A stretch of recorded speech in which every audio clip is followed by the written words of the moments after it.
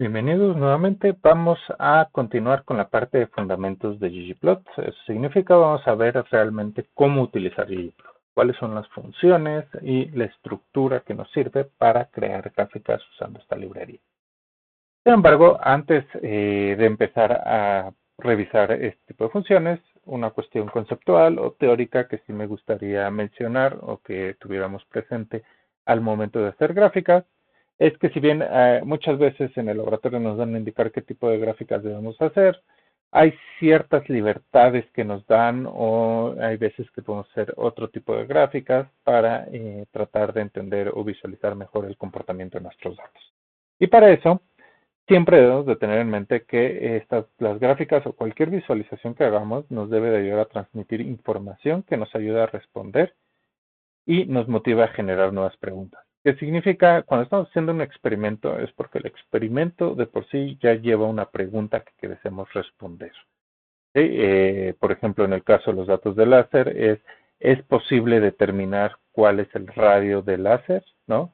En el caso de los datos de clorofila, lo que queremos ver es justamente identificar las longitudes de onda donde tiene una mayor absorción de la luz, ¿sí? Por medio de esta sustancia verde, verde fuerte, verde clara que se están generando, que traen cierto nivel de clorofila. ¿Sí? Entonces, tipo de cuestiones que si bien podemos ponerlo en una tabla, vuelvo a lo mismo. Las gráficas nos van a ayudar muchísimo más a visualizar este tipo de comportamientos. Entonces, citando a John Tukey, básicamente lo que él decía es que el mayor valor de una imagen es cuando nos obliga a darnos cuenta de lo que no esperábamos ver.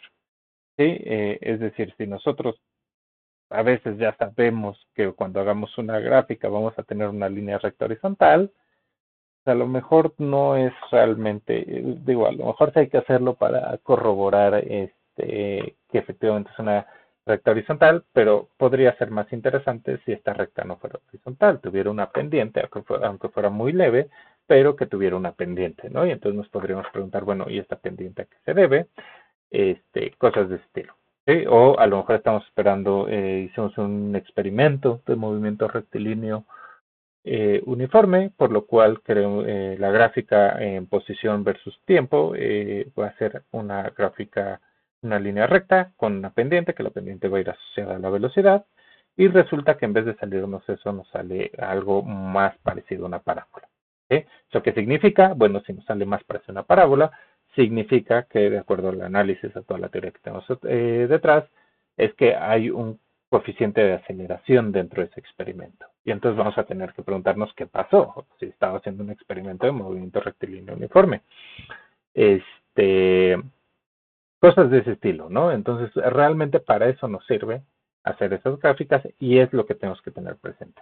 No es, estoy esperando una recta horizontal, hago la gráfica y luego, aunque no parezca recta horizontal, pongo mis argumentos y trato de decir todo lo que pueda para justificar que eso realmente es una recta horizontal. Así no funcionan las cosas. Entonces, más bien, veo que no es lo que esperaba y bueno, tratar de explicar qué fue lo que sucedió, qué fallas hubo en el experimento, qué cosas puedo mejorar para no obtener ese tipo de comportamientos. Entonces, el flujo que vamos a estar usando para ggplot, nosotros ya cubrimos una parte, es decir, tenemos nuestros datos originales, tenemos la importación de datos que ya habíamos cubierto en la lección anterior, y después vamos a hacer una transformación. ¿Qué transformación? Bueno, dependiendo del tipo de gráfica que queramos realizar, es el tipo de transformación que vamos a estar haciendo, pero acuérdense, hago la transformación, obtengo un table distinto porque ya estoy transformando los datos, tiene una estructura distinta y entonces con esa estructura, por ejemplo, puedo ayudarme para generar una gráfica. En este caso es una gráfica de barras. Y entonces, ¿qué significa?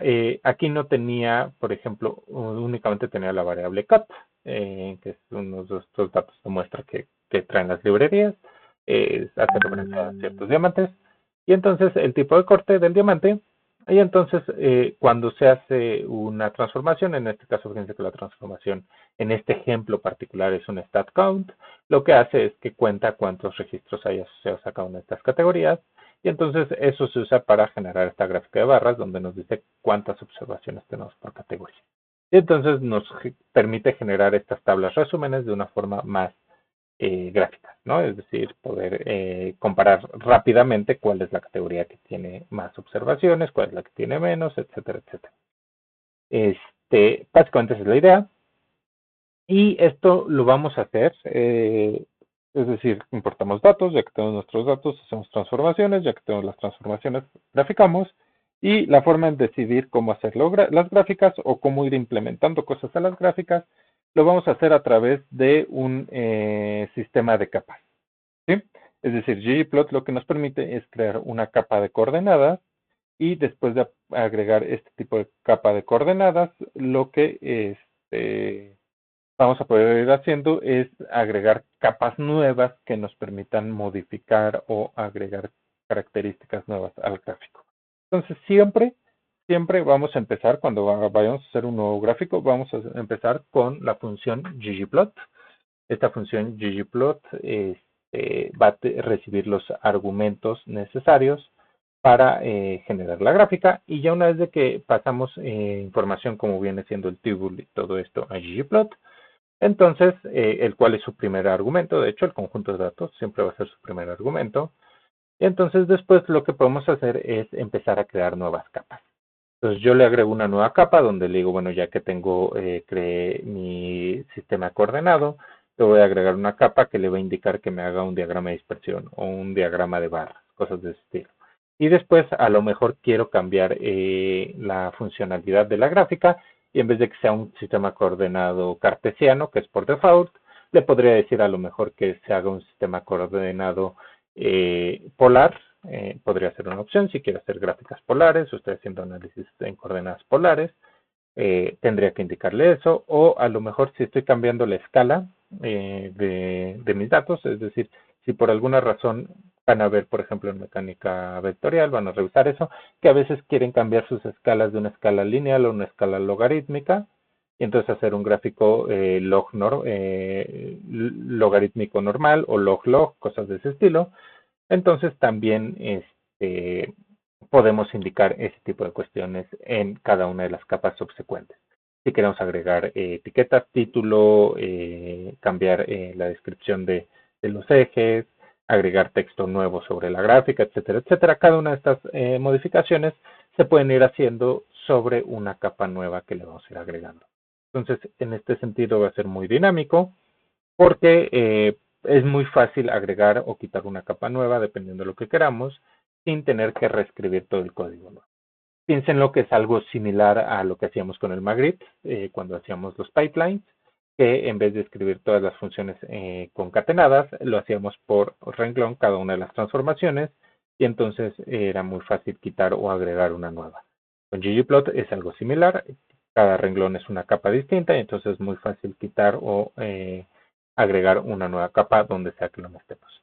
Y en particular ya trae muchas funciones implementadas que inician con el prefijo de geom, y entonces con geom lo que hacemos es que le decimos me vas a hacer un gráfico, ¿no? Entonces un gráfico de dispersión, un gráfico de líneas, de barra, etcétera, etcétera.